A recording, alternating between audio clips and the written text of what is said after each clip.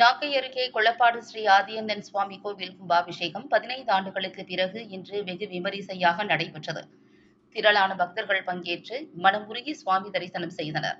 நாகை மாவட்டம் திருக்குவளை அடுத்த கொளப்பாடு ஸ்ரீ ஆதியண்ணன் சுவாமி கோவில் கும்பாபிஷேகம் 15 ஆண்டுகளுக்கு பிறகு இன்று வெகு விமரிசையாக நடைபெற்றது. கடந்த 20 ஆண்டுகளுக்கு முன்பு கீற்று கொட்டகையில் இருந்த இக்கோவில் பல லட்சம் ரூபாய் மதிப்பீட்டில் புதுப்பிக்கப்பட்டது. 15 ஆண்டுகளுக்கு பிறகு இன்று நடைபெறும் கும்பாபிஷேக விழா முதல் கால யாகசாலை பூஜையுடன் ஜூன் 10ஆம் தேதி துவங்கியது. தொடர்ந்து 4 கால யாக பூஜைகள் நிறைவு பெற்று மகா பூர்ணாகுதி நடைபெற்றது. தொடர்ந்து மேளதாளங்கள் முழங்க கடம் புறப்பாடு நடைபெற்றது. தொடர்ந்து வேத மந்திரங்கள் ஓத கோபுர கலசத்தில் புனித நீர் ஊற்றப்பட்டு மகா கும்பாபிஷேகம் விமரிசையாக நடைபெற்றது.